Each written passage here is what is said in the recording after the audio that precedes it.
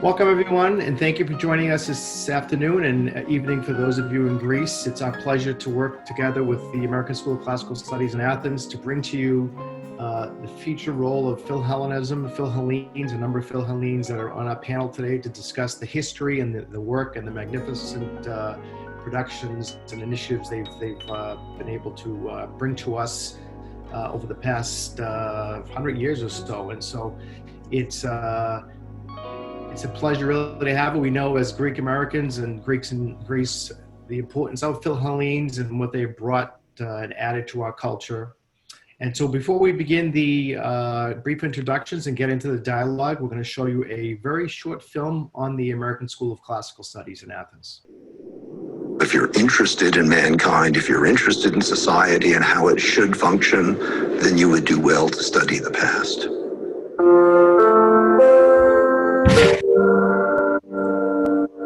There's certain moments in history where the human spirit bubbles up and goes.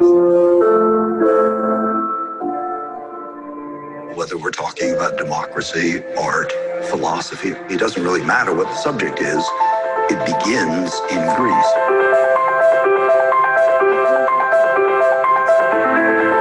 We are the premier overseas research center studying Hellenism from prehistoric times to the present day. We're a consortium of almost 200 leading academic institutions in the United States. There's hardly a part of Greece that some American school project is not operated in. Through advances in science, school has suddenly been transformed. We can now tell not only what a person had in his last meal, but where he lived.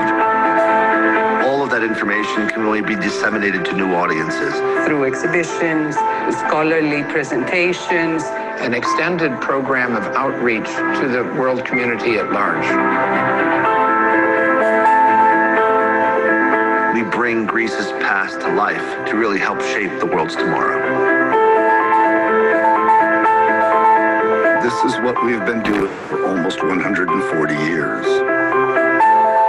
This is who we are. Thank you for joining us. As you can see, for those of you especially that have traveled to Athens and visited the school, if you have not, you need to make it a point next time you get over to Greece. It's a fantastic area of Athens and Kolonaki, and it's a really fantastic and wonderful campus, and you can really get a feel for the magnitude of the work that they've done. So try to stop by or make arrangements to. I know they're welcome you with open arms to give you a tour and show you around the place. It's our pleasure to bring to you four wonderful individuals. I'll introduce the first two, and then I'll turn it over to George, who's the executive director of the school. Dr. Camp is the director of the Athenian Agora Excavations in Athens, the American School of Classical Studies. He's also the Stavros Niarchos Foundation Professor of Classics at Randolph-Macon College. He's trained obviously at Harvard, Princeton. He's a foremost expert on the topography of Athens and Attica, and since joining the excavations back in 1966 as an excavator and then as a fellow, and then assistant director in '73, he's taken over since 1994 as the director. He's also the Andrew W. Mellon Professor of Classical Studies from '85 to '96. He's published and lectured widely, obviously a very well-known figure, has received many awards, honors for his work, including the ASCSA Award for Distinguished Alumni of the American School.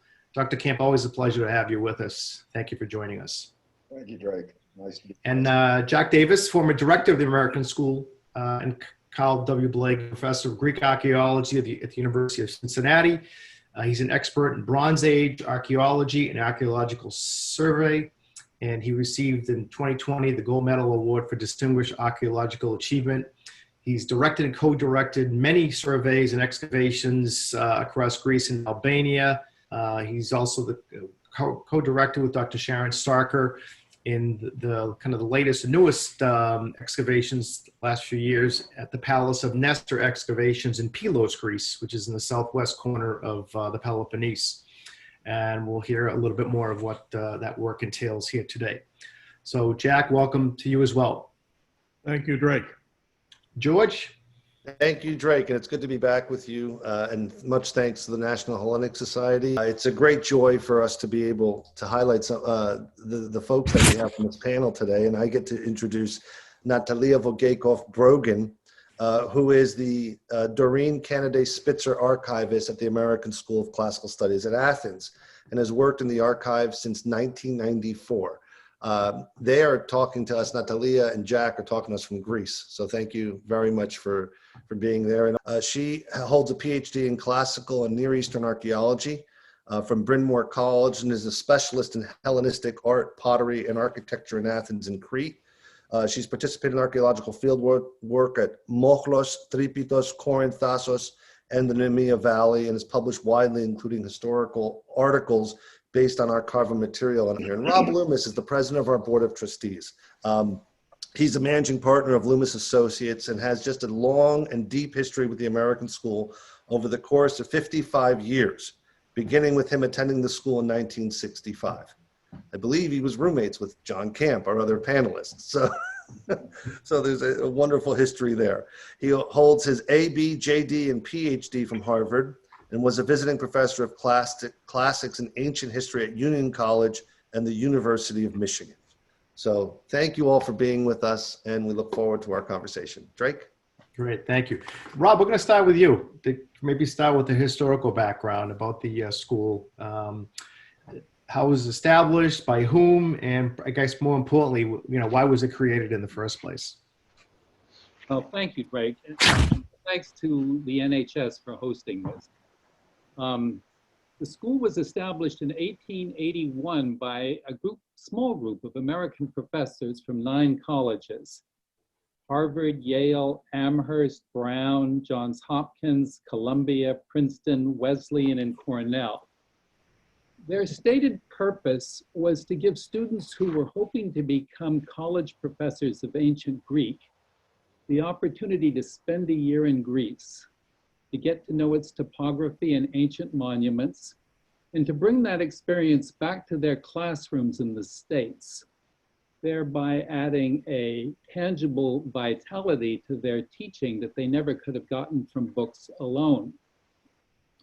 At that early date, so soon after Schliemann's excavations at Troy and Mycenae in the 1870s, there was no American professor of archaeology, and there was only one professor of art history, Charles Eliot Norton, at Harvard, and he was the leader of this group. And when he put out his proposal for the school, he didn't say anything at all about archaeology. He just talked about getting some tangible background for literature. And so that was our program in the beginning. Now, of course, since then, we've expanded into archaeology, we've expanded into prehistory, we've expanded into Byzantine and modern Greece, we've got a laboratory, but we started off really just as a background for literature.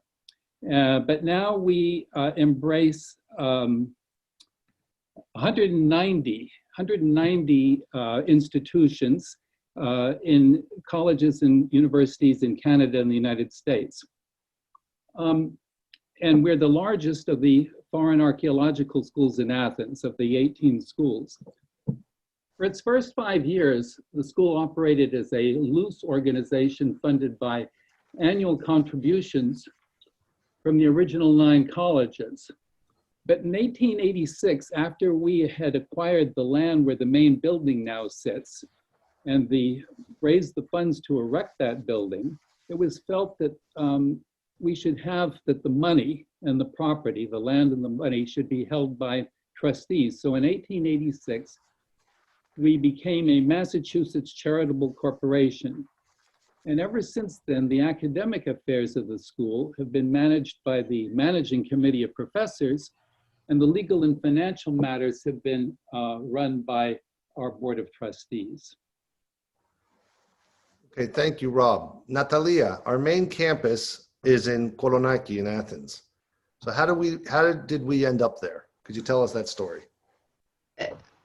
when the school was established in 1881, at the beginning they rented a place near Syntagma Square, but after 5 or 6 years, when they saw that the operation was sustainable, they decided to buy some land, but the Greek government, Prime Minister at the time was Harilaos Trikoupis, expropriated land that belonged to a monastery that you see in the background on the left side of your screen, over there, yes, the monastery of Moni Petraki.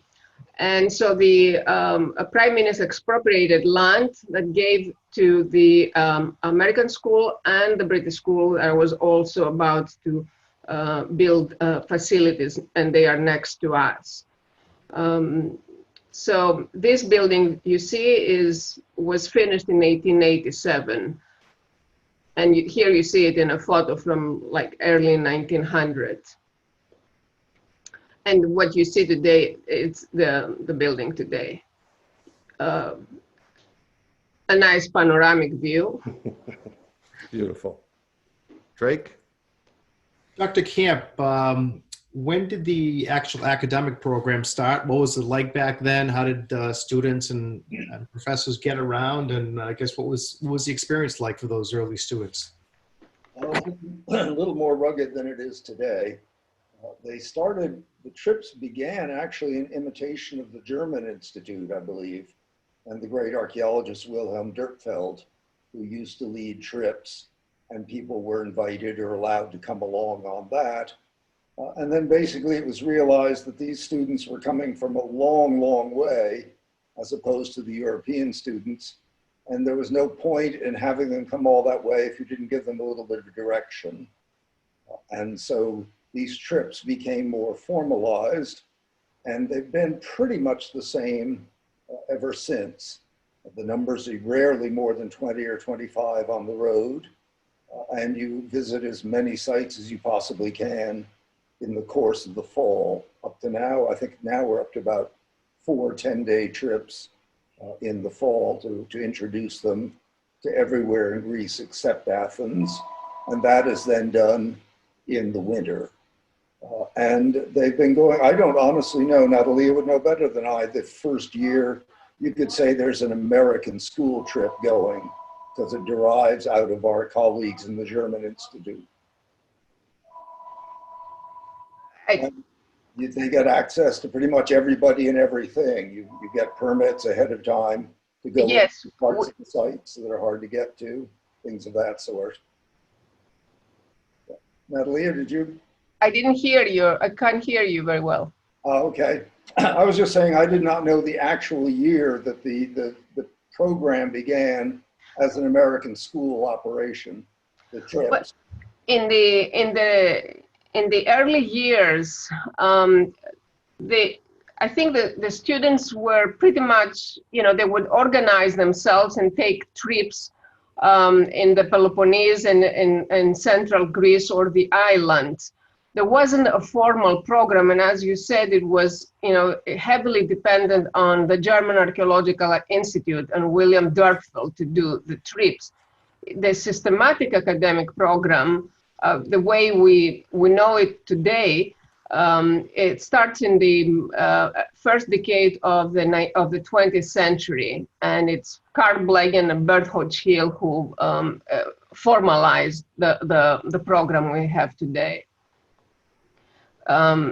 You have, for example, we have the notebook of the first, one of the first students, Harold North Fowler. He was a student in 1882, 1883.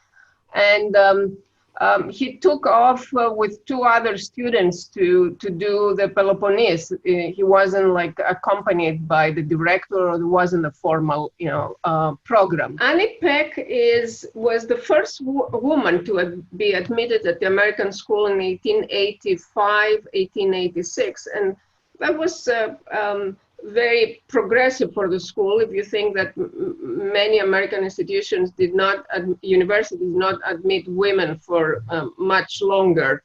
Annie Peck you see her in a mountaineer outfit, because when she came to Greece, she came from the University of Michigan. She did the program, and while she was in Greece, she started hiking the mountains, and from that time in Greece, she became a famous mountaineer.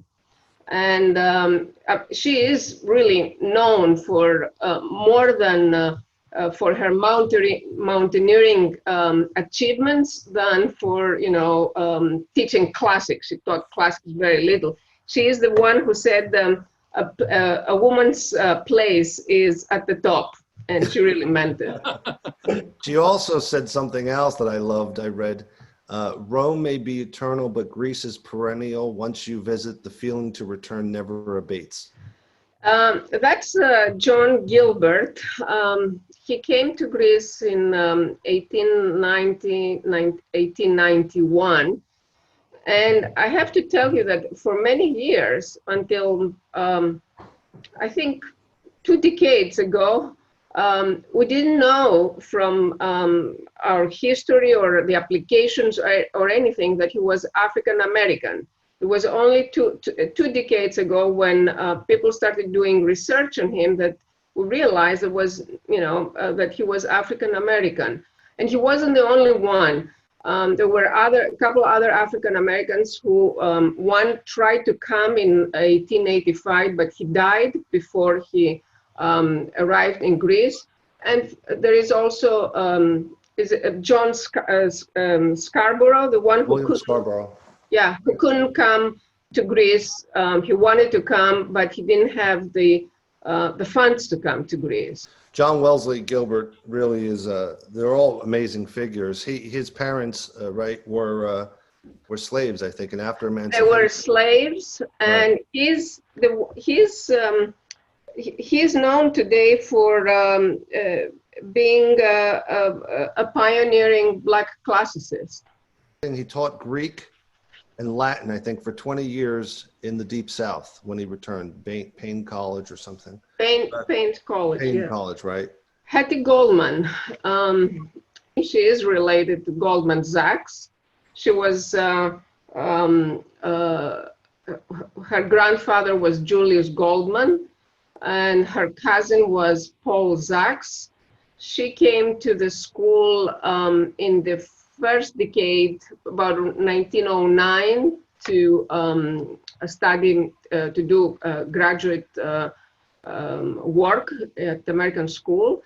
And she, together with another woman, Alice Leslie Walker, they dug at the site of Halle in Boeotia, and they were the first women to American women to run an excavation in the mainland Greece. This person came to the American school in 1933, 1934. He goes with 2 names, and this is the name he registered. He was, in his application at the American school, went back to China and became a famous classicist. He is the one who translated most of ancient tragedies and comedies from ancient Greek to Chinese. Until then, until the 30s, Chinese knew ancient Greek, like Homer or other authors, through translations, French or English or German translations. So he is known, and you look at him in Wikipedia by the name Luo Niansheng, and his son and his granddaughter became also classicists, and more important, they became, they were directing ancient theater, ancient plays in China. And even they came with their Chinese theater in Delphi in the 1980s to perform Oedipus King. And more recently, they produced the birds in China in the translation of Mao Telong. Beautiful. Thank you, Natalia. I mean, truly remarkable, the people you've just discussed. Talk about being ahead of the times. Jack, I have a question for you with regards to, obviously, excavating ancient sites is a huge part of the school. How did the school end up with the responsibility of digging at ancient Corinth, and what has been discovered since? When I became director, someone said to me, I can't remember who it was, that there's almost nothing that's technically correct about the name American School of Classical Studies at Athens. For one thing, we're not entirely at Athens. We're also at Corinth. We're not really a school in the sense that we generally use the word school in English. We're about much more than classical studies, as Rob said in his presentation. And we're not even totally American, or not anymore, not even mostly American in terms of the staff of our school operating in Greece. And in your introduction, you said that our audience tonight is going to meet 4 Philhellenes. I want to just one technical point here. We actually have one real Hellene on the panel, and that's Natalia Vogeikoff from Kavala, despite the name. She's masquerading. Now, as to your particular question, it's really a fascinating tale because we didn't really want to dig Corinth in the beginning. We wanted to dig Delphi. And Charles Eliot Norton, whom Rob mentioned as the founder of the American School, was obsessed with digging Delphi. The problem with digging Delphi was that the French wanted to dig it too.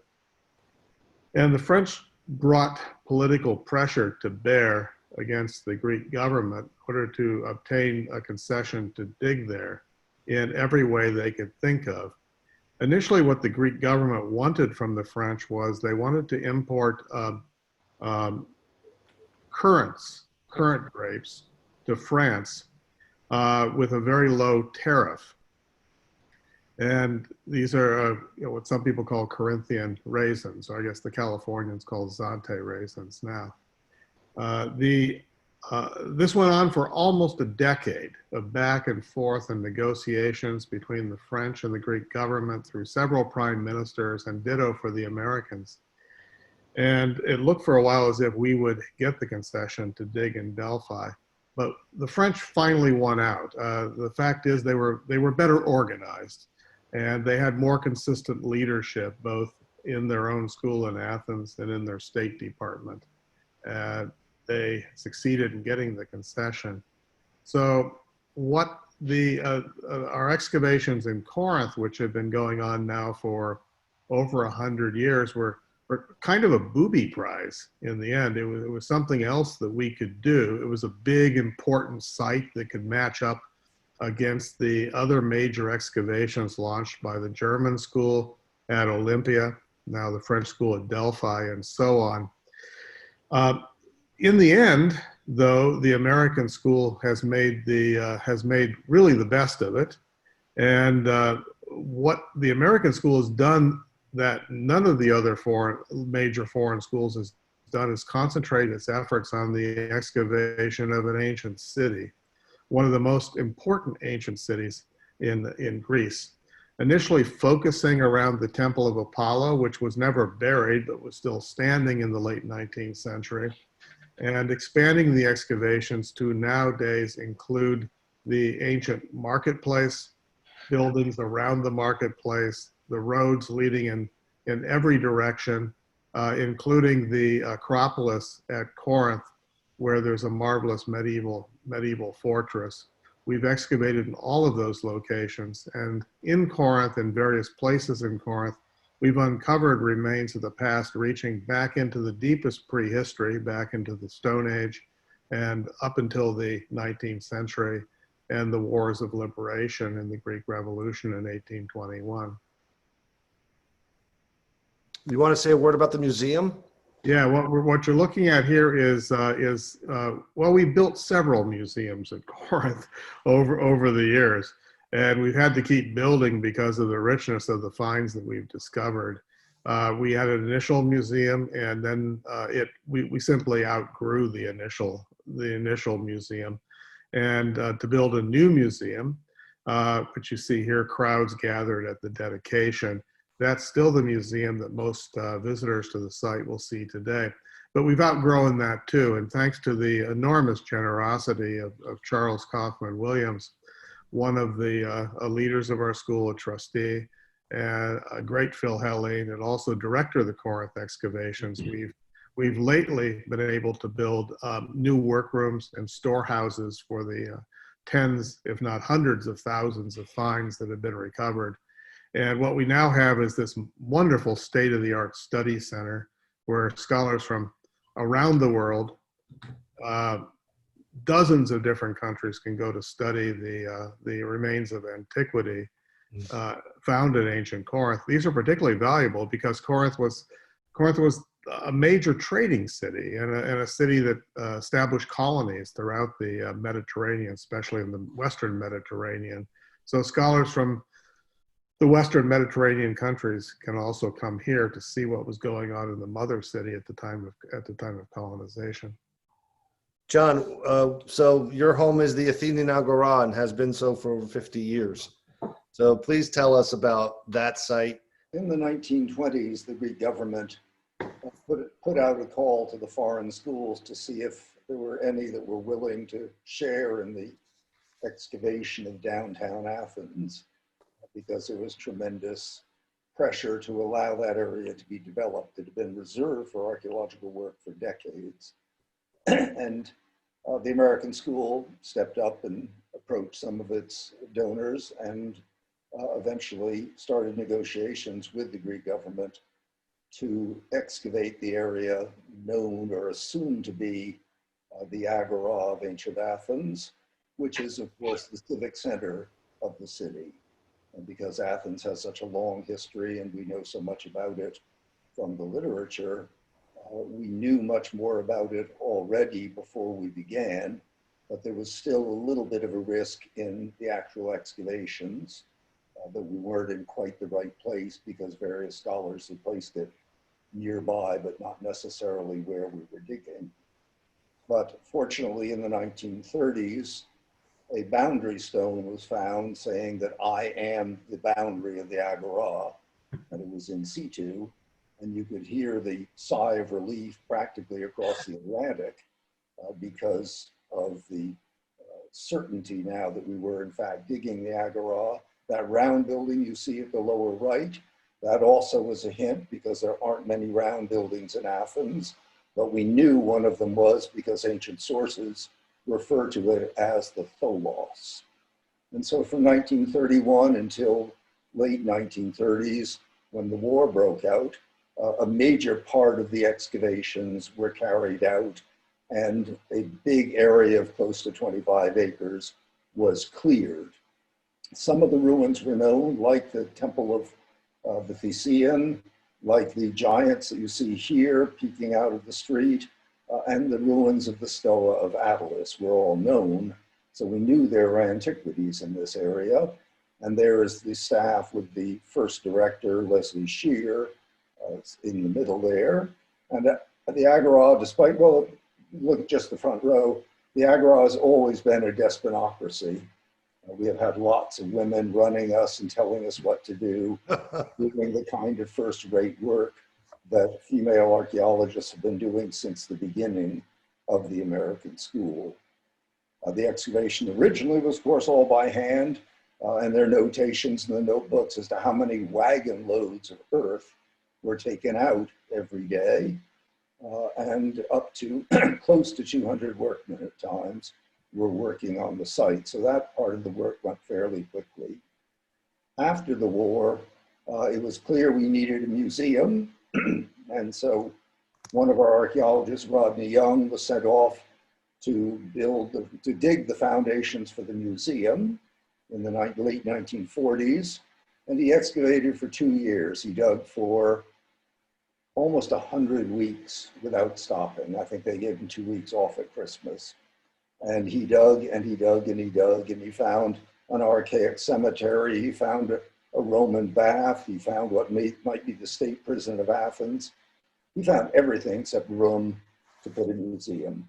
And so the decision was made, as you see here, to restore an ancient building. And the Stowe of Attalus was picked because it was big enough and because at its north end it stands to the roof. So the reconstruction could be just about perfect in terms of the information as to what the original building, built in about 150 before Christ, looked like. So this was built between 1953 and 1956. Like the early excavations, it was supported mostly by Mr. Rockefeller, who was persuaded that this was important material. And we have always lived off of significant donors who have cared about Greece and its antiquities. And this is now the museum, and has been the museum since the 1950s. The excavations are still ongoing. We still are trying to get the last couple of buildings to dig the north side of the square, and perhaps a few more of the modern streets. And now we use it as a training excavation where anywhere from 50 to 60 kids will come, most of them American, a good collection from Greece, and then from all over the world. It's gotten very, very mixed, and we have people from pretty much everywhere digging with us every summer. The technology you're seeing here, that is Bruce Hartzler, who's been on the staff for almost 20 years now, and he has devised various archaeological programs that will and already have revolutionized how records are going to be kept. We use these sort of tablets, and the excavator, as he puts the information in, the information is transmitted immediately to our archive system in what is probably the most advanced record keeping that we have for an archaeological excavation. So we creep along with time as the years go by. Corinth and the Agora are certainly the two premier excavations of the American school. But we have another category of excavations we call affiliated excavations. And these are excavations that operate under the umbrella of the American school and have done so under Greek law since the 1920s. What happened was, going back historically to the 1920s, there were universities in America that wanted to sponsor their own excavation. I can use the example of my own institution, the University of Cincinnati, which was the first of these. There was a group of prominent Cincinnatians who came to Athens and marched into the American school and said, we want to bring culture to our Western city, the Queen City of the West as it was then known. And in order to bring culture, we have to have an excavation in Greece. So initially, the University of Cincinnati sponsored a excavation at Corinth of the Roman music hall at Corinth, but then expanded out to sponsor excavations in many other parts of Greece. And you made reference was made to the excavations that I co-direct currently with Sharon Stocker in southwestern Greece. That has been a Cincinnati excavation that's been going almost continuously since 1939. And it began as a partnership between the University of Cincinnati's archaeologist Carl Blagan and the director of the National Museum at Athens, Konstantinos Kouroniotis, who was a very close friend of Blagan's. And together, what they were doing was looking for the Palace of King Nestor mentioned in the Homeric tales. And they found it in 1939. Kouroniotis died just after World War II in 1945. Blagan went on to continue the excavations until 1969. He died only 2 years later. But more recently, Stocker and I have gone back and resumed excavations. And the slide that you had on the screen was emphasizing our discovery of the so-called grave of the Griffin warrior, which was one of the wealthiest tombs ever discovered in Greece, and one of the most significant discoveries since the 1960s, in the last 50 years of a prehistoric site. But I don't want to emphasize just the work of the University of Cincinnati. What you're seeing on the screen here is a list of all of the other sites that have been explored by members of the American School in two different ways, either as a collaborative project with a member of the Greek Archaeological Service, which come under the heading of Synergasias, or under independent permits granted by the Greek government. You'll see there's more than 100 different areas that we've excavated, and some of our most successful collaborations, I can mention a couple in Thrace, of the site of Strymon, which is an ongoing collaboration right now. A site in central Greece, Mitrou, also a collaboration with a member of the Greek Archaeological Service, or in eastern Crete, the site Moklos, a collaboration with a former director of antiquities in eastern Crete. So really, truly, Corinth and the Agora are the central points for the researches of the American School, but there is, in fact, so much more, and I only just give you a little taste of that. John, the school has 2 libraries, okay, and the libraries are crucial to our work. So the one is called the Blegan Library, and talk about how that was established and came about, what makes it so special, and who was Carl Blegan. Even though Jack is the Blegan professor, I will say that. I know. We gave it to you, but Jack can say that too. Because you knew Carl Blegan, and he died a year before I went to the university. Oh, really? He was a wonderful and very interesting. Yeah. And I dug with him in 1969 in Pylos. The library that's named after him, Blegan, is remarkable because, as far as I know, he's the only person in the world with a library named after him in America, at the University of Cincinnati and at the American School of Classical Studies. And there have been books obviously used from more or less day one, but the Blegan Library in Athens is where we keep the books that, let's say, have to do with before 500 AD. It's for the real antiquity, and that's been going and been enlarged several times in the 50s and the 80s, and even more recently. We keep buying books, and so we keep needing new space. We also are fairly generous with our opening hours so that many people can work there when other libraries aren't necessarily functioning. And the beauty of it is, for its members, it is open 24 hours a day, and that no book leaves the library, so that you can be there and you can find the book and you can read the book rather than wait for somebody to return it.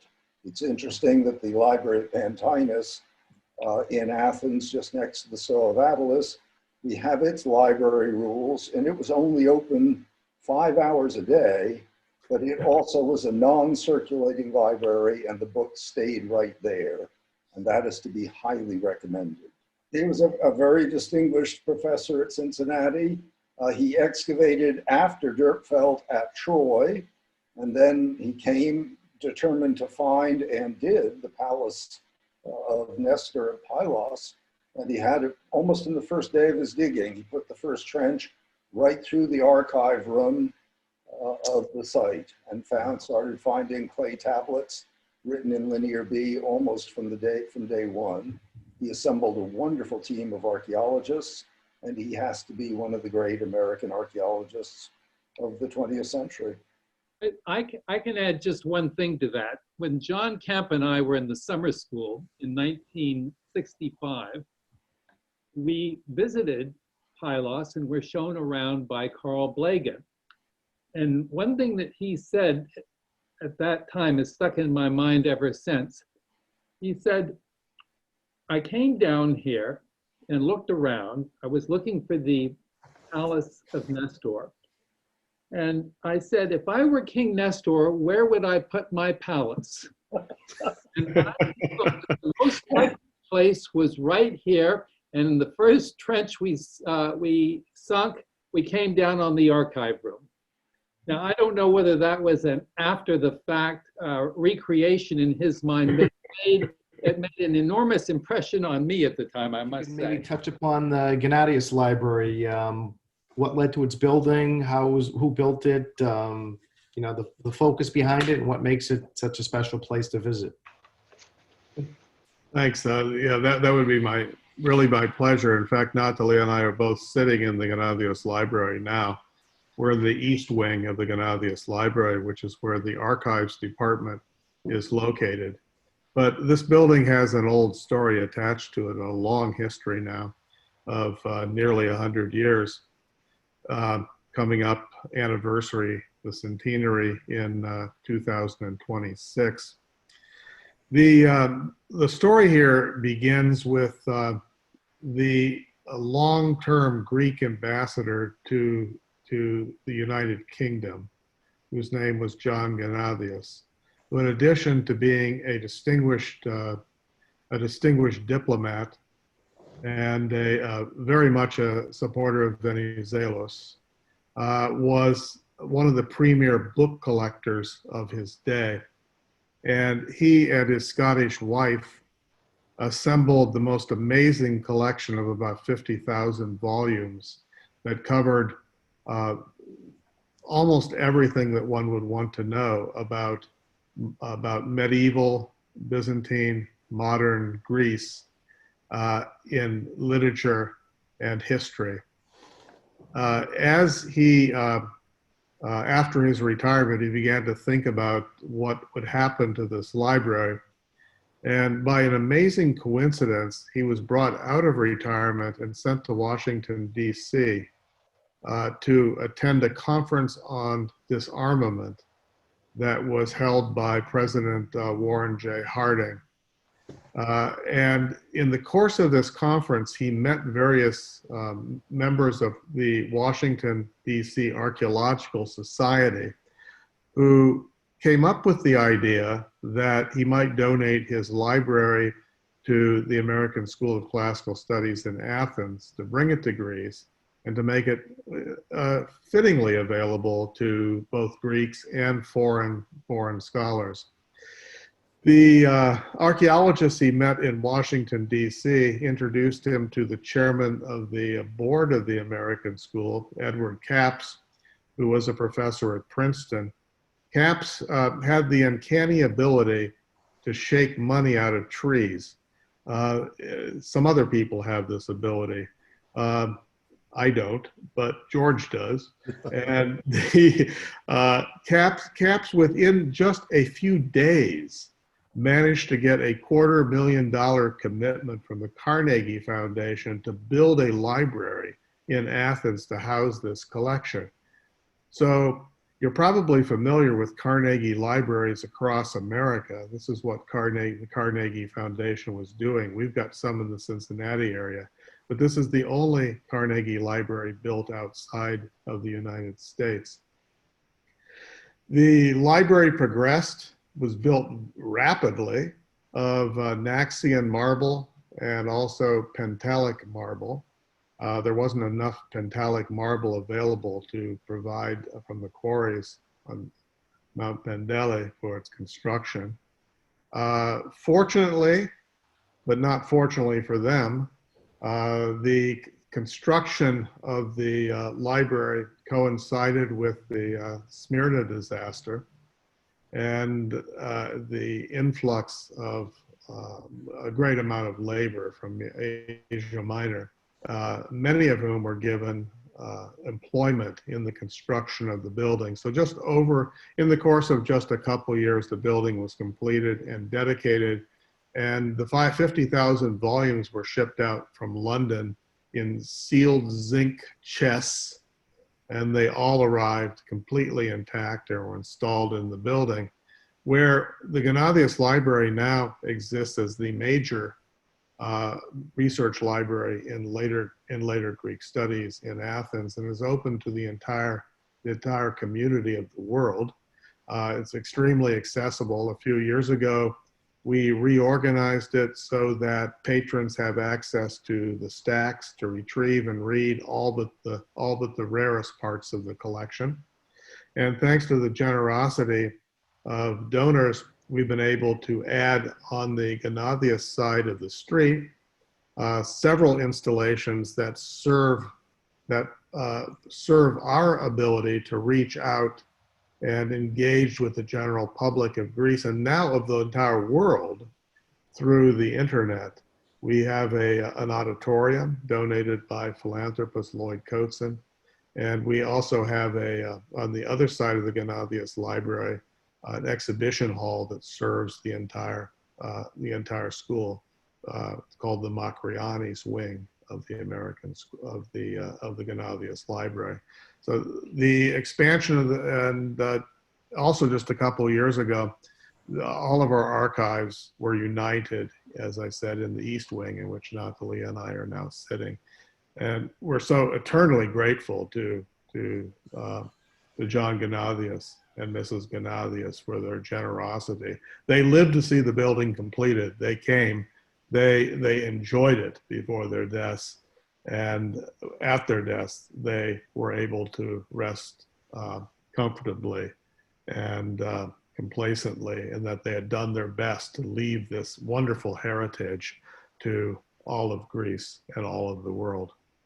Thank you, Jack. And yeah, the library, the GENNADIUS library, for me especially, the rare books, they make your heart skip a beat when you go in there, and Maria Georgopoulou, the director, is so welcoming and showing us some of the treasures that are there. Another exciting part, I would say equally, is with our Natalia as an archivist, and I find her like an investigator and a detective. And when you visit with Natalia, she oversees the archive department and the collection, and that is just, it's mind-boggling. The beautiful things that she has and the way she curates this part of the school and the story she tells from there is just it's truly moving. I feel like the American School Studies Greece's past, and you really uncover the beauty of the people of the American school oftentimes and the people of Greece. So talk about some of the archives for our folks and tell them a little bit about what you have and what you do. This is your time. We have all the administrative records, the institutional history of the school going back to 1881 up to now. So we have personal papers of American archaeologists who worked, excavated in Greece. So we saw photographs of Carl Blegen, his papers, his wife's papers, Elizabeth Blegen, the papers of people like Oscar Brunier, who excavated at Corinth, Isthmia, Homer Thompson, who was the director of the Agora excavations. All these people who left their mark, not only at the American school, but also people lived for years here in Greece. A lot of them are buried in Athens. Their papers are, this is from our old archives across the street. So the papers of these people are at the American school to tell the history, not just the history of this institution, but in these papers, we also we can tell the history of American Philhellenism in Greece. We can tell the history of of philanthropy in Greece. We can, in many occasions, we can tell from the papers of these people the history of Greece itself. So. Just by showing these photographs of the past, we acknowledged their achievements and we shared with the people. If we didn't have archives wouldn't be able to share this, their achievements. John said at the very beginning, you have to study the past. You John, study the past in a different way. We study the past from the past of this institution or the recent past of this country through the archives. Do you have the doll that you showed us the other day? Do you have that with you? I do. I have it always in my. Yeah, please. Give us an example. People can't travel, so might as well show us if you have that. I think that's very interesting, and it's unique, and it has it's not just a doll. Can you see this little doll? Well, this is one of the many dolls that Priscilla Capps and her workshops produced after 1923. Jack talked extensively about Edward Capps, who was the chair of the school's managing committee and who could raise money for the school's welfare. His daughter, who we didn't know much until we started, digging in the archives, she established workshops after the Asia Minor catastrophe in 1922. She established workshops in Athens where she gave work to refugee women. So they would produce these little dolls so that these women could make some income and support their families. So these dolls that are they have each of these dolls is like representing an area of Greece. There are boys as well, but the girls are prettier. So this here you can see it has a little tag, the Near East Industries.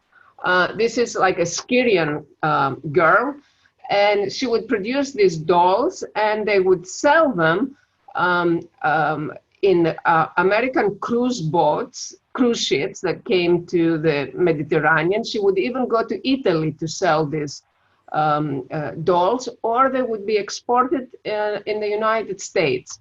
Now, we did not have any of these dolls until a few years ago. We didn't even know about these dolls until a few years ago. We did some research, found about what she was, producing, and then Jack Davis started finding them in eBay. And I think we pretty much have cornered the market now in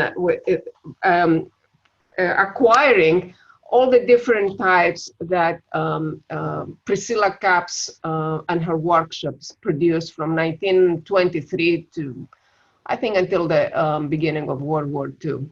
We can't leave the archives without noting that the Greeks have regarded our archives as a safe place to leave their own papers. So we have George Seferis, ELIOT, the Stragoumis that we just had the exhibit on last week. So that's a very important part of the archives as well. The talk of the town in Athens the last week or so has all been about Ion Dragoumis and the show that is currently on display in the Makrianis exhibition hall.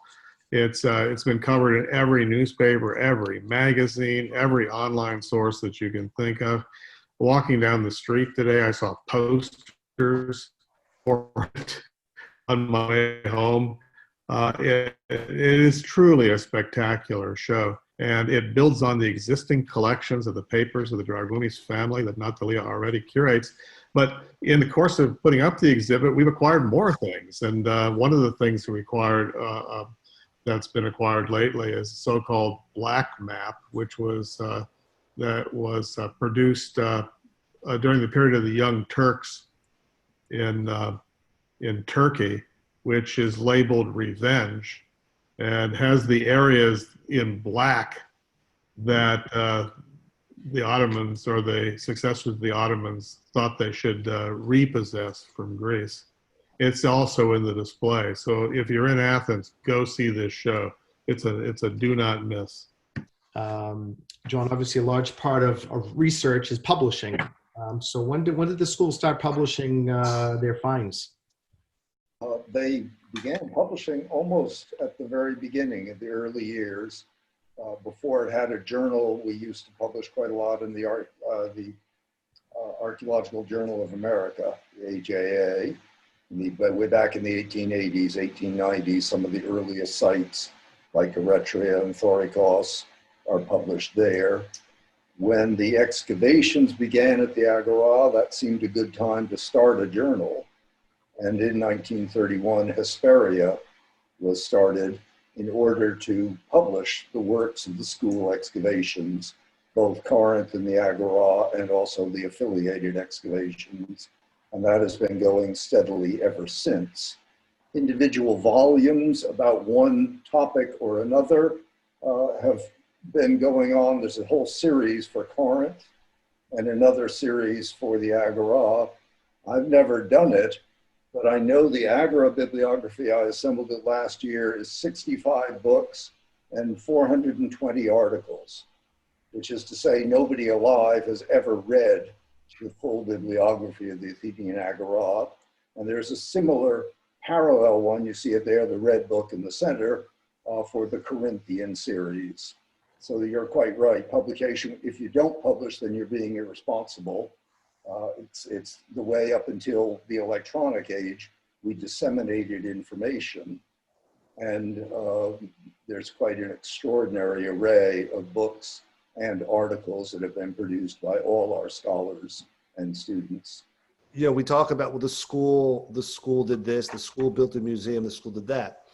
But as I've studied and tried to learn here, what that meant for generations was it was certain Americans, for the most part, that stood up, and there are unique stories there. Like the Corinth Museum was built by Ada Small Moore, known as Mrs. Moore, paid for the construction of the Corinth Museum. I think again behind that gift was Edward Capps. He convinced her. She was a New York collector, and he convinced her to undertake the expenses for the Corinth Museum. Right, and you see this throughout our history with the Agora and the expropriation of the homes and the digging. All of that stuff was through philanthropy. So Rob, the question is, in the schools, you know, since it's a private institution and always based on philanthropy, who were some of the significant benefactors of the school in the past 139 years? And maybe talk a little bit about the American school has drawn some of the various people to its board or notable Philhellenes. I think there's a story to be told there. Well, there's a great story, but I think that in the interest of time, maybe we should run through this fairly quickly. You assembled slides of these with photos of these people, haven't you? Yep. Yeah, so we'll just start. Here we have Andrew Carnegie. Jack already talked about him. He was the founder of what is now US Steel, and he built many libraries in America. This was the only one in Greece, and that was in 1926. Rockefeller, John Camp spoke about. That's a little too fast. Sorry, good. Yeah. He bankrolled the Agora excavations in the 1930s, 1940s, and 1950s, and also built the Store of Attalus. Next, we have Arthur Vining Davis, who had majored in classics at Amherst, and then he went on to found the Aluminum Corporation of America, Alcoa. He joined our board, and in 1959, he paid for this wing with the columns, the Davis wing of our Blagan Library.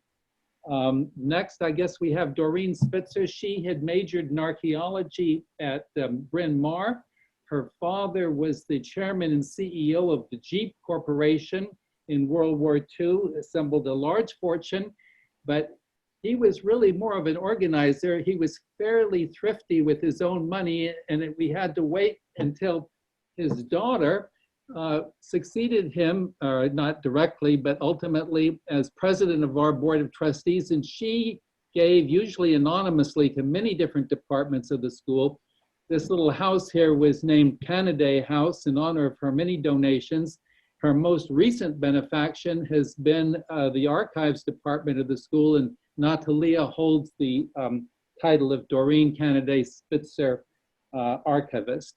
Next, I think we have Charles Williams, who, as Jack mentioned, was the great excavator of the Corinth excavations. He's also its great benefactor. He has really single-handedly endowed that excavation, and he's also just recently built, well, he's actually responsible for either the original building or the rebuilding of virtually every building of ours in Corinth. And he's also been a generous supporter of other aspects of the school. Next, we have Hunter Lewis, who was president and treasurer of our board from the 80s, 82 to say 2002. In that 20 years, really single-handedly, he grew our endowment from $8 million to $160 million through very, very skillful investment management. He's still interested in the school, but he's gone on to other things. Next, I've forgotten who's next. David. David Packard. Well, David Packard was a classics major at Stanford and then got a PhD at Harvard in classics, but he basically took over, you would say, almost from John D. Rockefeller. He has been underwriting the Agora excavations ever since then, for the last 20, 30 years, is it, John? More, if you count his father's foundation before. Right, and he also, his other great interest, he was a pioneer in the application of computer studies to classics. And he has been, you'd have to say, an intellectual as well as financial benefactor of the application of computer studies to classics. So, and we will talk later on about Malcolm Weiner and Lloyd Coatson. But the point I want to make here, since this is an NHS seminar, is none of these benefactors were persons of Greek descent. They were people who, for the most part, had studied Greek and Latin in school, and they loved Greece, and they were enthusiastic about supporting it. But we didn't have, until 1947 was the first time we got a Greek American on our board. Spiros Skouras, head of 20th Century Fox, a movie mogul. And then in the late 60s, Tom Pappas of S.O. Pappas fame joined the board. But then since then, there's been a dramatic growth in the participation of Greek Americans in our board. We now have 10 out of our 27 trustees are Greeks or Greek Americans, including 3 of our 4 board officers, our chairman, Alex Agora, our treasurer, Dean DeColius, and our secretary, Jackie Gigantes McCabe.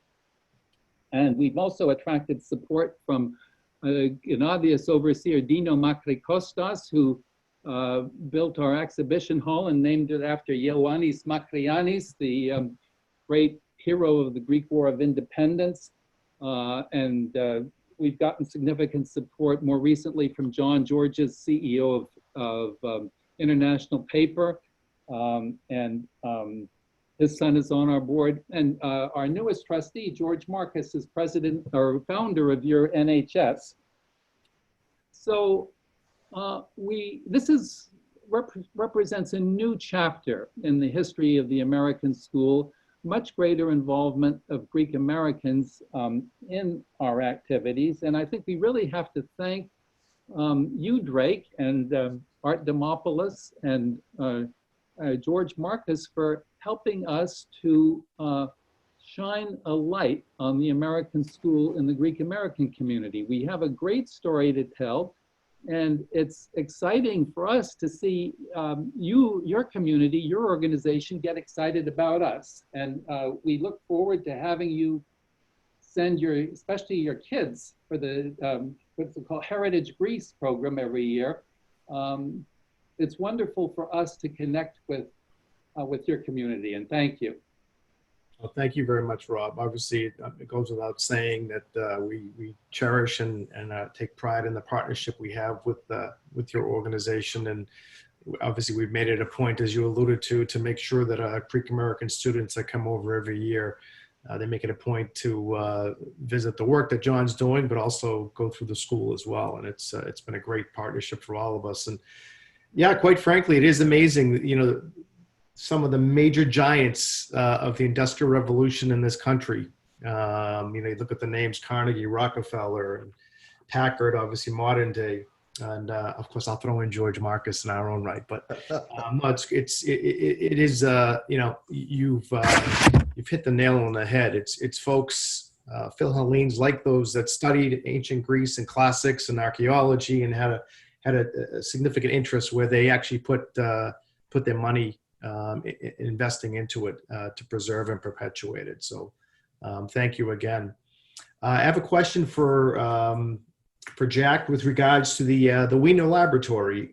When was it established? What was the vision behind it, and what types of things you're looking at now?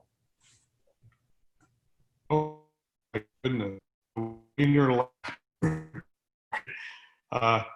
good thing we didn't overlook that, because it's one of the newest additions to the American school, but one of the most significant additions that we've ever had. What you're looking at here is a brand new Wiener Laboratory, which takes up one corner of the American school gardens today. It was dedicated in 2016, and it was the gift of one major donor, Malcolm H. Wiener, who is truly an extraordinary individual, born in China, raised in San Francisco, a lawyer, but also a student of ancient art as well as modern art, who fell in love with the Bronze Age of Greece, particularly the Minoan and Mycenaean civilizations, and established a foundation some 25 years ago now to support research on the Greek Bronze Age. I think it's safe to say that he's the single biggest donor to archaeological research in the Greek Bronze Age, including the Greek government. But Malcolm is a visionary, and one part of his vision is archaeological science. And he saw the potential of increasing opportunities for education and research in archaeological science some years ago. He, with that in mind, decided that the American school should have a scientific research laboratory, and that it should be devoted, or the committees of the American school decided that it should be devoted to what we call bioarchaeology, to the study of ancient remains of human beings and animals. And today, we have dozens of researchers who use the facilities every year. We have fellows from many different countries, but especially from Greece, who make this their home for a year or sometimes many years. And as a result, under the leadership of the director, Takis Karkanas, you see on this slide, we have become perhaps the premier center for research in archaeological science in Greece, serving all communities in Greece. This is what the vision of one individual can bring and can do to change the entire complexion, entire nature of a field about which he feels passionate. Beautiful. I've met Malcolm, extraordinary individual and just an honor. And this is going to lead us to the next name that we didn't include with the others. Rob, talk a little bit about Lloyd Coatson, please, and Coatson Hall, and why that was built, that particular building, and the impact of that. Well, Lloyd Coatson studied architecture at Princeton, and after that he spent a year at the school, and he got hooked on Greek archaeology. And so for the next 20 years, he would take his summer vacations in Greece and serve as an architect for our excavations, principally in Lerna and Kea. he became, but in the winter, he was building up very successfully the Neutrogena Soap Corporation.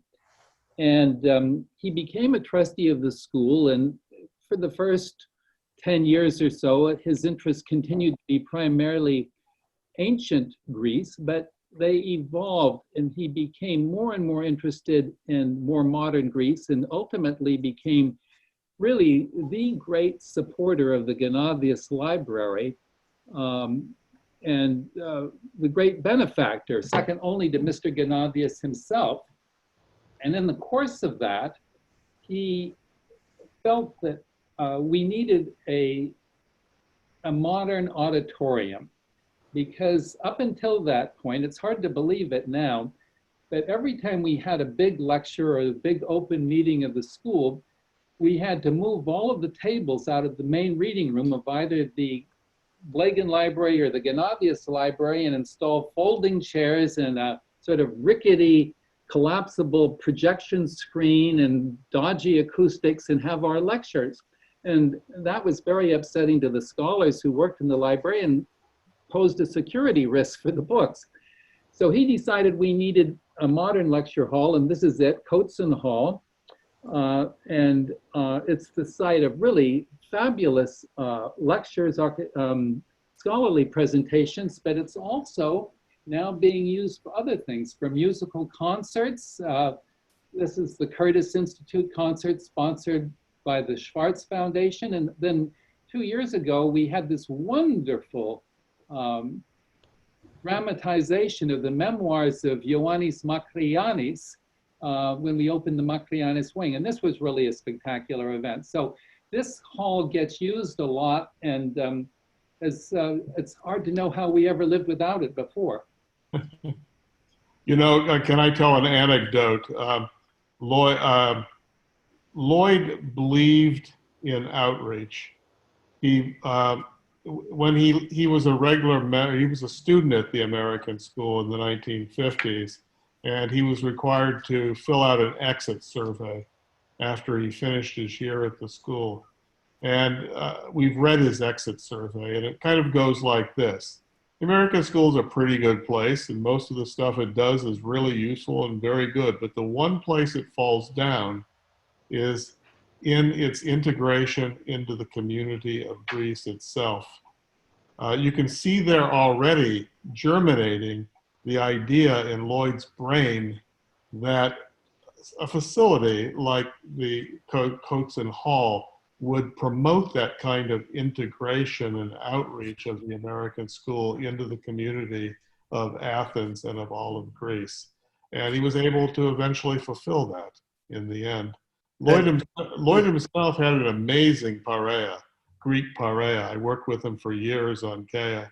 And we used to joke. I mean, he would come out to dinner with us at around 8 o'clock at night, but he rarely left the restaurant before 1 in the morning, because he would move through successive Greek pareias as the night wore on. And he had that amazing ability never to gain weight, which we all had.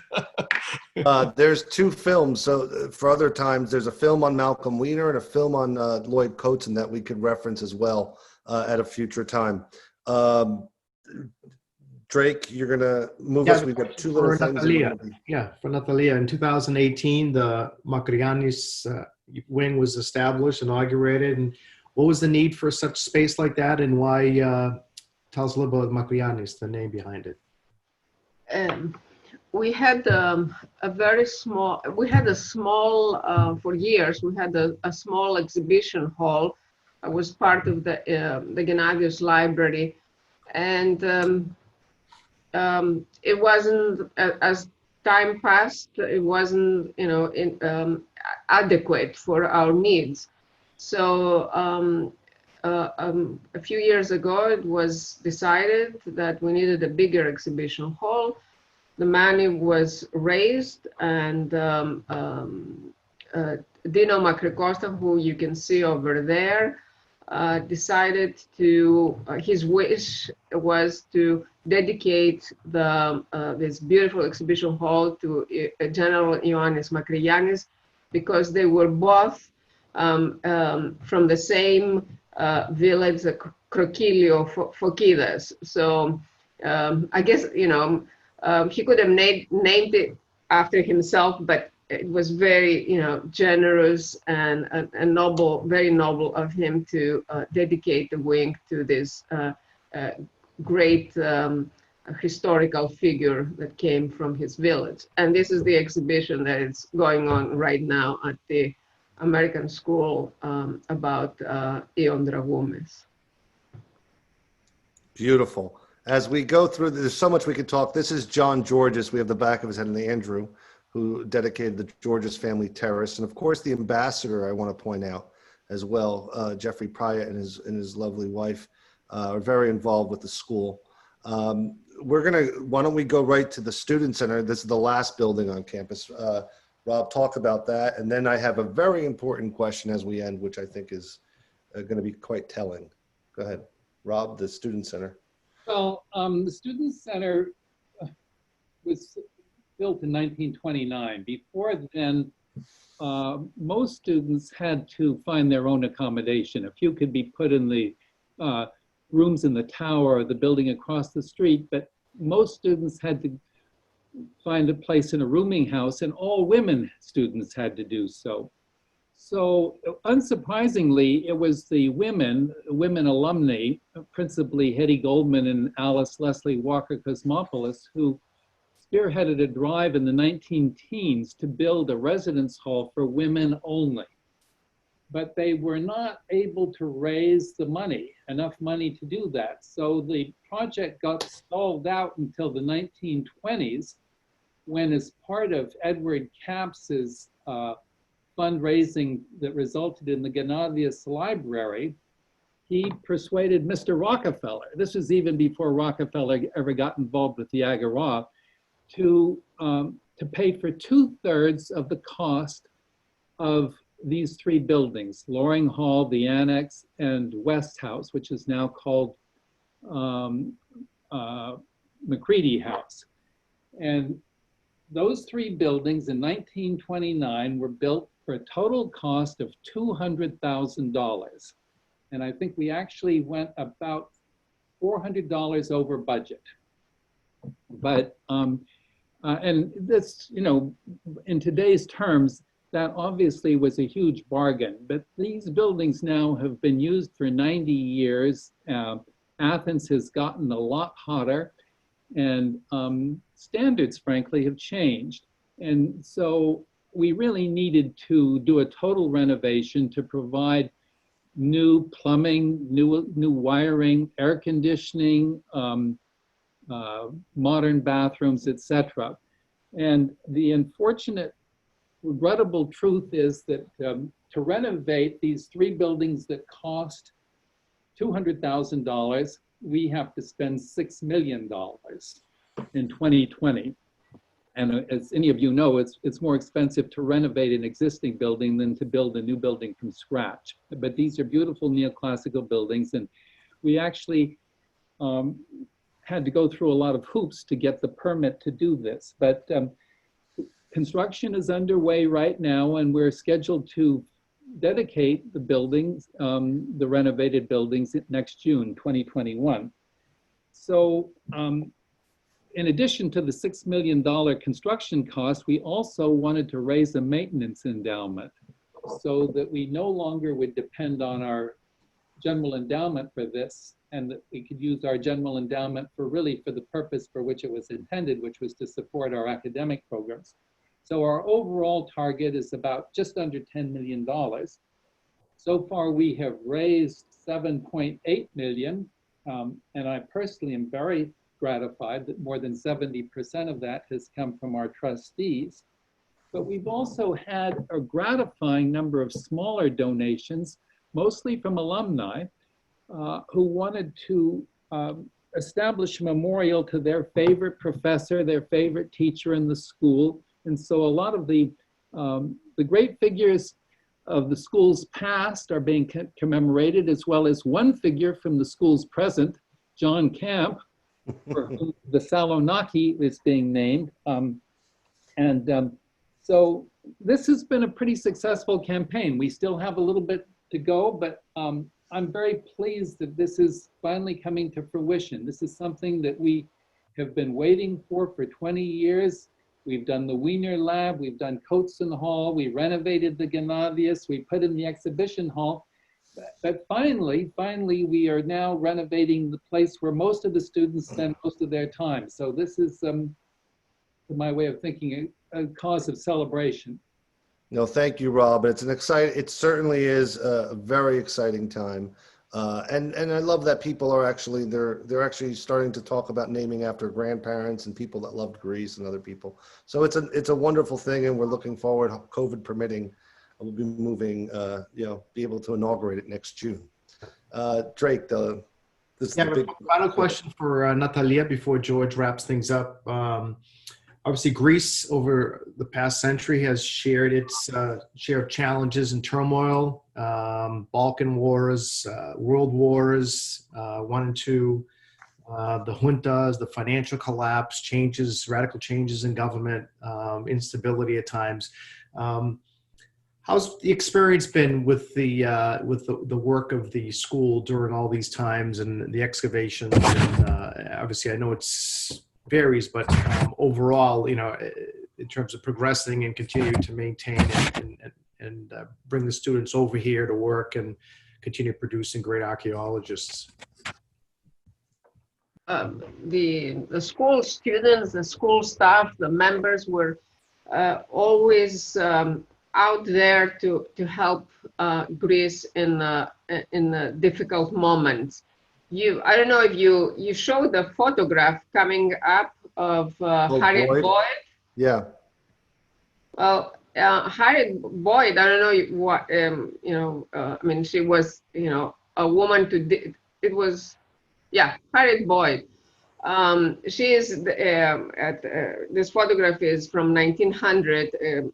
She was excavating at Gournia on Crete, but Harriet Boyd, in the War of 1897, the Greek-Turkish War of 1897, she left, she was a student at the school, she left everything and she went and was for several months served as a nurse, taking care of Greek soldiers up in near Larissa and Lamia. In fact, she said, here we see her again. One thing was that working with in hospitals in the front line gave her the confidence to deal with Greek men, and also helped her improve her Greek by and she made incredible friendships that she kept with other Greek women who were serving in the war as nurses, and she kept them throughout her life. At the end of World War I, the Americans, many members of the American school joined the Greek Commission of the American Red Cross and brought back Greeks who had been deported in Bulgaria, and offered other kind of services on the Greek islands, humanitarian aid always. World War II, I just want to remind you that Oscar Brunier, Margaret Thompson, and other Americans joined the Greek War Relief Association and raised money and other kind of aid to help Greeks during the German occupation. Other Americans who were in the States, they joined the Office for Strategic Services, offering their knowledge of the country, of Greece, their knowledge of the language. And other people like Theodore Leslie Shear, who was the director of the Agora excavations, lobbied extensively for the liberation of the Dodecanese in 1948. So you can see that, you know, they were always out there to help the Greek cause, whatever it was. And I think, I mean, I don't recall you. Did you say Hetty Goldman was helping Hetty the Jewish effort Goldman, in Thessaloniki, right? Hetty Goldman, she was part, although she is not, it's not very well known, or she's not very well credited about this. But together with the Greek Commission of the American Red Cross, she was there offering relief aid to the Greek Jewish communities. And Rob, Sterling Dow, didn't he have a service element of something? Well, relatively minor. He was with the OSS in Alexandria and Cairo in the war. And I understand there were other scholars too that could have left during World War II and stayed behind. Eugene and you know, Eugene Vanderpool, he could have left and they stayed there. So there's a part where even though many may have been Americans, they actually became, you know, Greeks complete with all sacrifice. The last thing we're going to just say, and I just wanted to bring this full circle, was finally working in Greece. You know, there's a relationship with the people of Greece. It's not just the work. It's not just going to do our job. In our school's history, there's a record of employing local Greeks in various capacities and working closely with a deep respect with the government of Greece. There's also a deep history of people that really rise to the occasion. But we had a question today, in today's world, that came from Art Demopoulos, actually. Apart from the COVID scourge, what are the school's greatest challenges now in the years ahead? And are there enough scholars, researchers, archaeologists interested enough to continue the Herculean efforts and accomplishments of the school? And I'd like anybody to answer that. So what are the greatest challenges we face today? Nobody? One of the great challenges surely is the sense that somehow classical studies are not going to continue, or that they're always under attack. When a university is looking to cut a department, classics is always right there as something they'd like to axe. And my argument at our college is our two most successful alumni. One started Cabela's Sports Store and the other started Dollar Tree. One was a Latin major and the other was a Greek major. Dr. Fauci, his major at Boston College was classics.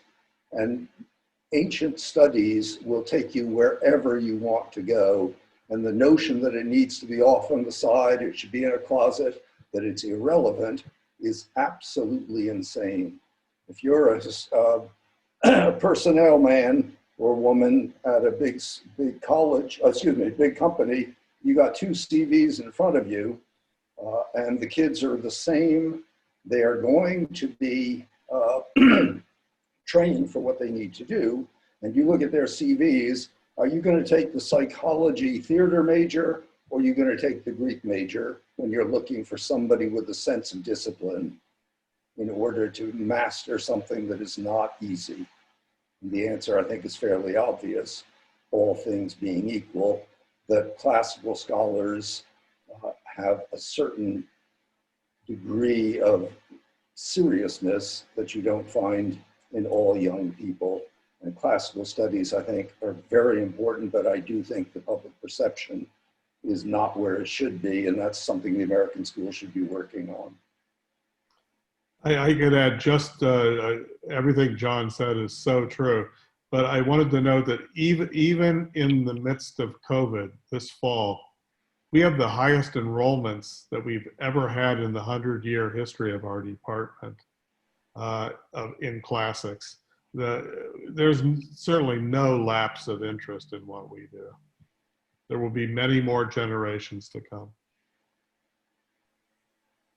Thank you all, and I'm just I appreciate the time today. We've had our questions and we've tried to answer all of that. Like we said before, there's so many ways we can spend time on each and every aspect of the school. The best way is obviously when COVID restrictions ease to come visit the school.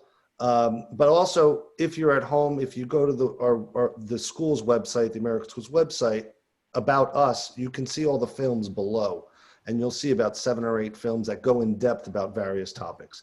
But on behalf of our board of trustees, our entire school, Director Jennifer Niles, who coincidentally is working on a book of the history of the American school now, Board of Overseers, we want to thank Drake and Art and everyone at the National Hellenic Society for allowing us to share the story today. Thank you. Thank you. Thank you, George, and thank you, everyone. And also one of our very own, George, John Calamos, who's a great benefactor of the museum out in Chicago. National Hellenic Museum, was a philosophy major. So, as you said, very important, very important. Once again, thank you. Thank you very much, Natalia, Rob, John, and Jack for joining us today, and George for co-moderating with me. It goes without saying, I know virtual tours, maybe will pique your interest, but certainly when you do find a chance to get back over to Greece, please get in touch with George ahead of time. He'll put you in touch with any one of the sites as much as they can allow visitors, and definitely visit the school. Again, one of Greece is one of the many gems that Greece has, that certainly the school and the excavation sites are at the top of the list. So thank you, everyone. Thank you for joining us. Have a great evening.